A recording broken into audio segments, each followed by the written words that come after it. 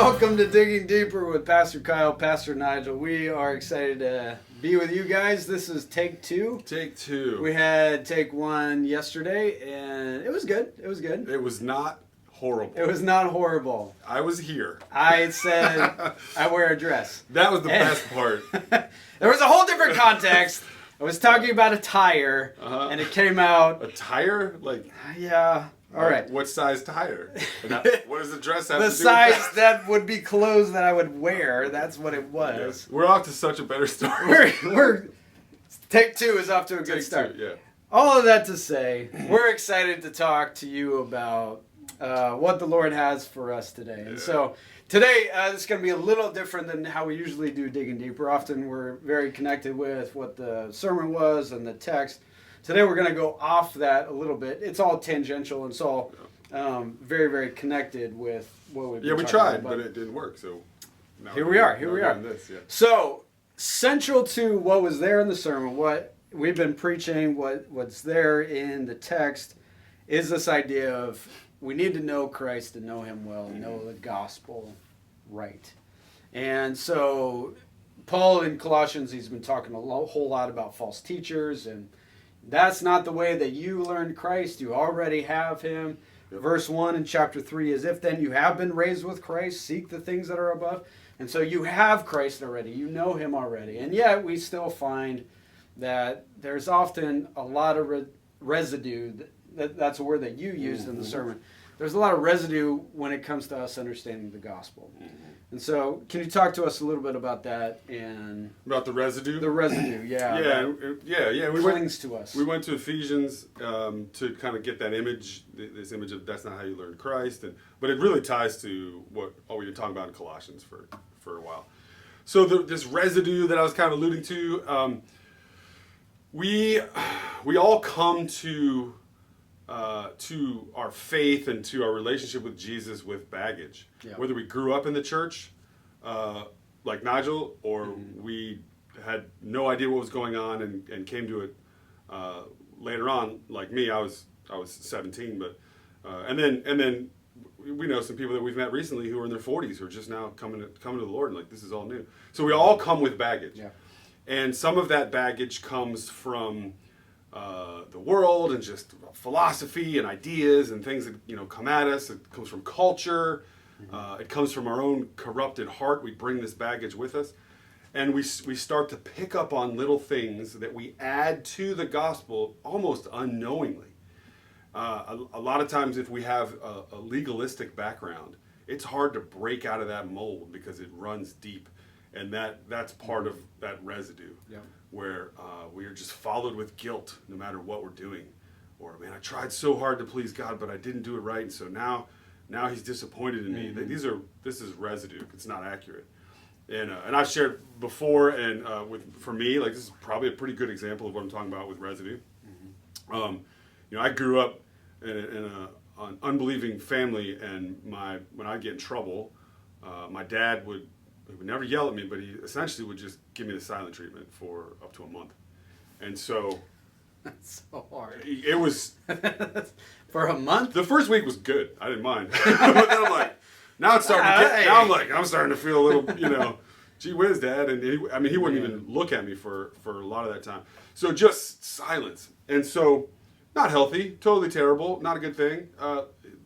Everything worked out in the end, but I would bring that with me to my relationship with the Lord unfairly. So if I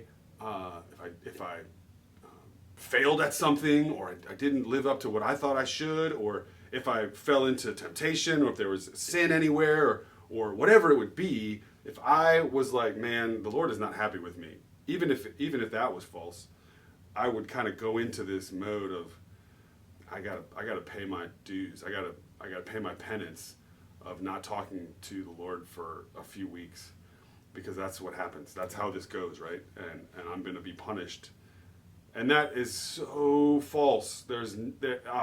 It's such an evil lie to be told or to believe God doesn't want you to come to Him because He's so mad at you. Oh man, that. But where do you read horrible. the gospel says? I mean, it's it's the opposite of what's true, but that's residue, and that's an example of that residue of coming. Yeah, we want you to be free from all of that. We want you to be running with Christ and be completely connected with Him. In the story that you shared with the fine gentleman that came to your door, Yeah, and Yeah. so there's a part in there that so explains what we want everybody to be experiencing. And so you said to them, all right, here, I'm going to spell out, here's what I understand about the gospel. right. Yeah, I'm going to say he this. wouldn't tell me what he believed about Right, Jesus. so let me tell So I said, you- I'll tell you what I believe about Jesus. And then you tell me what I'm missing. Exactly. Yeah. And then so you laid out the gospel, you laid out what you understood. Yeah. And then at the end of it, he's like, well, what if you should just go to this website? And then you're like, Jim, Yeah. what about what I just said Yeah. says to you that I haven't found what I'm looking for? Right. Yeah. And that's Yeah. even how he put it. He's like, I shared the gospel. Yeah. You know, probably a 45-second death, burial, resurrection, faith, justification, used Yeah. as small words as I could. Here's the gospel. What am I missing? And he goes, yeah, you should. That's great. You should go to this website and you'll find what you're looking for there. And that was my response. What makes you think I haven't found what I'm looking for? Yeah. But that's a good point, because even when we have found what we're looking for, which is Christ, he fulfills every need our heart has, even the ones we don't know how to articulate. He fulfills every one of those needs. Yet still, we wander sometimes, and we fail to take full advantage of that truth, and we think, well, there's something more that I'm looking for. And whatever this need is that I have right now, because I'm not looking at Christ, I'm not focused on Him, I'm not right there walking in that lane with Him, we start to drift over here and we think that there's something else for us. Yeah. And I'm Counterfeits looking for start to something else. come in. Counterfeits start to come in. Yeah. And then we start grabbing onto these things. And that builds up residue as well. Yeah. And sometimes those counterfeits are completely off their rocker. They're coming from a wicked place. Mm-hmm. They're totally untrue. And other times the counterfeit is this thing that God has given you is enough. And so the way I describe it to people is sometimes people get into the church and they're like, I want to believe, I want to follow Christ, I've accepted Him. But then they stay in this earthly lane where it's like all earthly things. And their goal is, if I do enough stuff, then I'll reach Christ. So they're earthly things, they're good things. They're God-given things, but they don't recognize that there's a spiritual lane that fills all of those things. That Christ fills your prayer life. He fills your reading the Bible. He fills you as a husband or a wife or a parent. And so you're not just trying to do your best to, at the end of this road, if I just keep working in this road, if I keep doing this stuff, then I'll graduate up into the spiritual realm. Give us a few examples of what's in that. So we were talking about this earlier, and I love this image of there's the worldly lane that looks good, and then there's the spiritual lane that is good and true. Mm-hmm. And we operate over here. Give us a few examples of things that are in that worldly lane. Yeah. That might look good. Yeah. But if they're disconnected. So I've seen people, going to church is fantastic. You get to be with God's people. You get to be where God is present.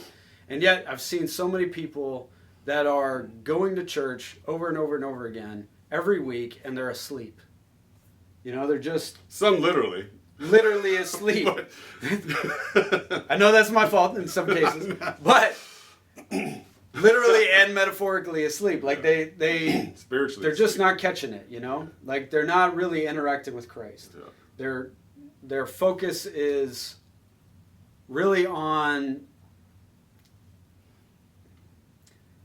the shadow rather than the substance. Mm-hmm. So they're seeing the stuff that's happening, but they're not quite catching it, you know? Yeah. And other times it's like, man, here's what are we doing wrong in the church and what can we do to fix it? Well, you know what we need? We need another Bible study. Yeah. And it's like, well, Bible study's great. I teach a Bible study, right? We have multiple Bible studies.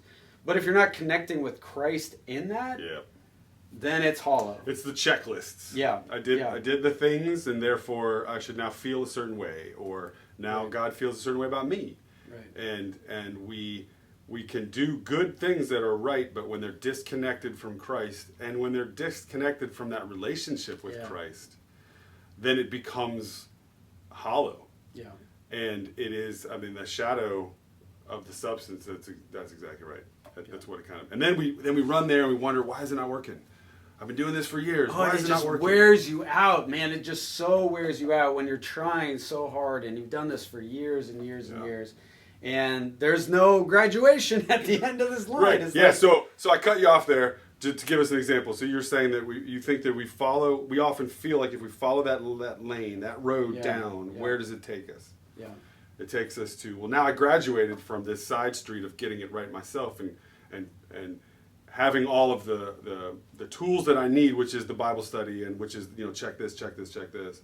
And now I can get onto the spiritual lane. Right. That's not how it works. Yeah. But you don't get to the end of this road. You have to get off of that road. You have to jump to the other one. You have to just get into the spiritual lane. It's an act of faith of your spirit to connect with Christ in that. Yeah. And you have that already. It says this right here. If then you have been raised with Christ, if you believe in him, you're there. So seek the things that are above. And then what flows from that is then the spirit then starts to interact with the earthly lane. Mm-hmm. It changes how you do your job. You It still do your changes how Bible you study. parent. You You still- still go to the Bible study. You still come to church. But all of a sudden, it's filled with Christ. It's filled with this very vibrant connection with him that is transformative, that is freeing, and all of these things. And so it's something that we're so excited about is we're seeing this happen over and over again here. We're seeing a lot of people waking up.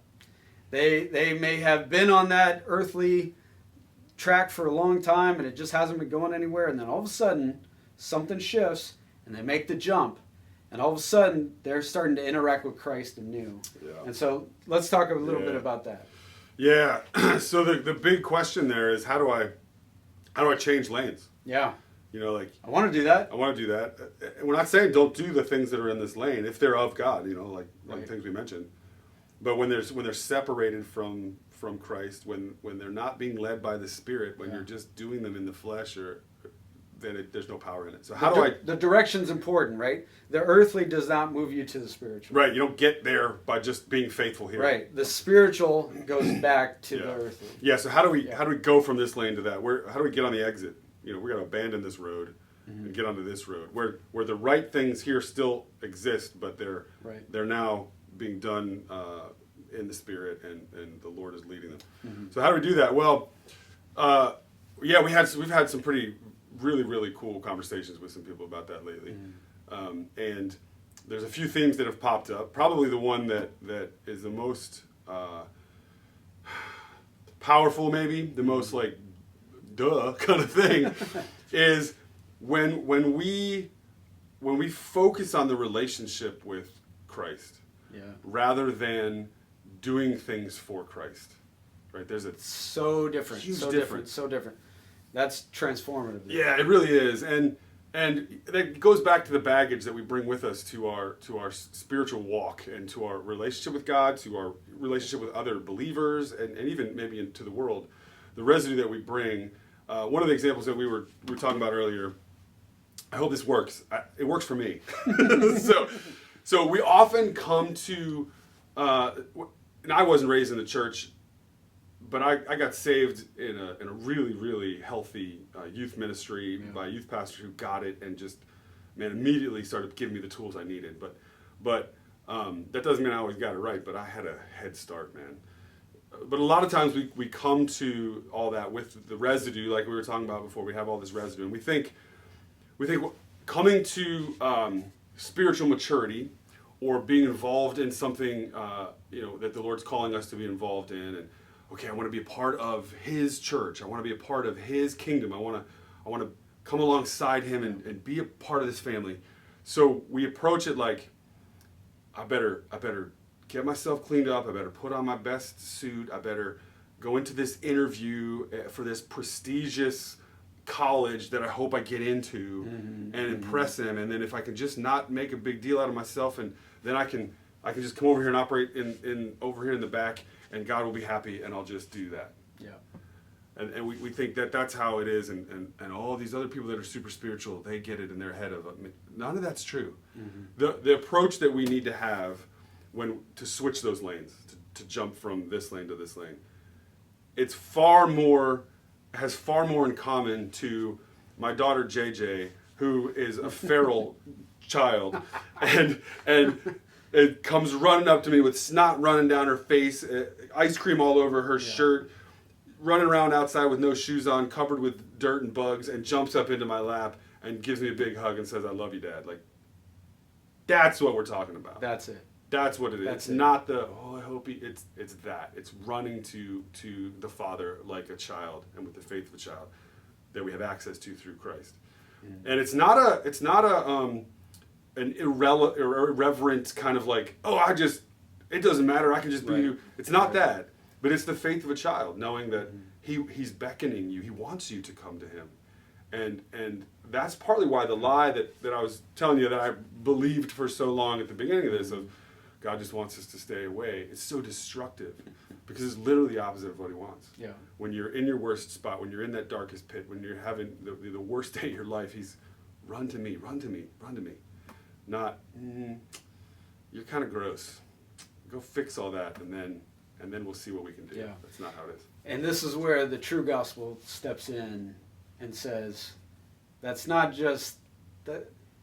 That's the way it is. That's actually how I want you to approach me. That's actually how you come and sit with me on the throne where I'm the king and I own everything, and I want you to be here. That's what he's been saying in Colossians here, is there's all these false ones like, you need to do this, or don't taste this, and don't eat that, and do all these things. And he's saying, you already have this. Christ has done this for you already. You don't need to earn it. You just walk in it. You just put it on. Yep. Here it is. Here's my righteousness. I'm giving it to you.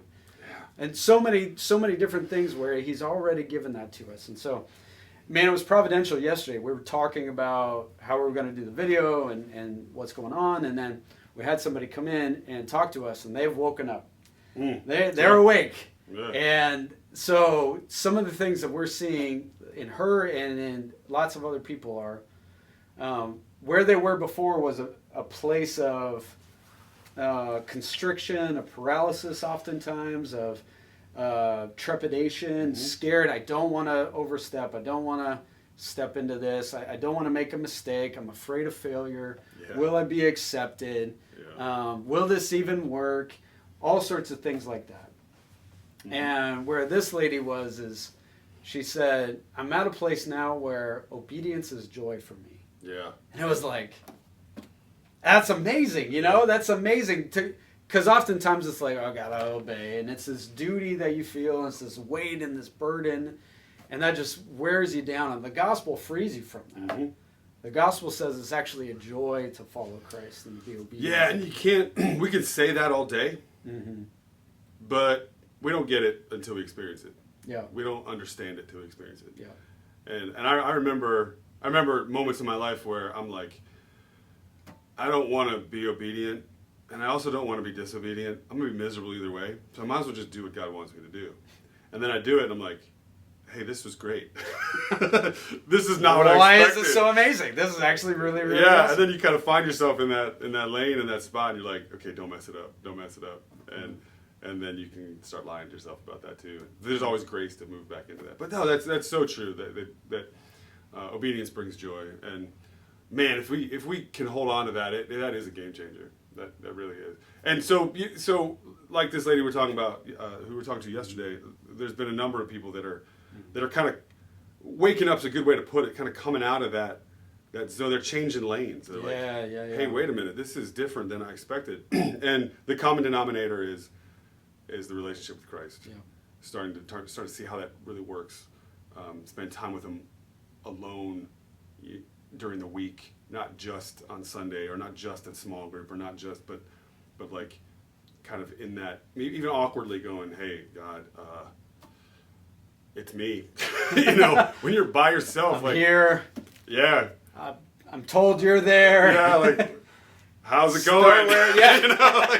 Just jump in, man. Jump in, and the scripture makes it so clear. Like God has gone to such great lengths to open that door for us, so that we can come to Him, and there's no other doorway into that chamber than Jesus Christ, and He calls you to Himself. So yeah, it's very cool. But that door's open. And when you walk through it, we're seeing so many people find freedom. Yeah. Almost shocked and surprised. Like, right. Hey, I didn't even know what I was going to get when I got here. And this is what it looks like. Right. Like, yeah. So many things in life you kind of expect. You have an understanding of what it's going to be like. But every once in a while, there's that thing that blows your socks off. And it's totally unexpected. Mm-hmm. And there's a layer and a level that you can get with the Lord that He is offering to you.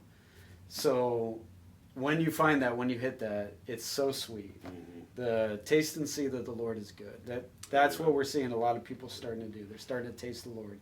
They're starting to see how fantastic He is, how much freedom there is in the gospel, where Christ has done it all and continues to do it all and continues to infuse the earthly from the spiritual, and how great that is. And so with that, I'm going to end with Colossians chapter 3. I'm going to read the first few verses here just to give you an idea of what we're talking about. If then you have been raised with Christ, and if you're a believer, you have been raised with Christ, seek the things that are above, where Christ is, seated at the right hand of God. Set your minds on things that are above, not on things that are on earth. For you have died, and your life is hidden with Christ in God. When Christ, who is your life, appears, then you also will appear with Him in glory. Mm-hmm. And that's our prayer for you guys, that Christ would be your life, that you would put your eyes on things above, not things below. We love you guys. Thanks for listening in, and we will see you guys next time.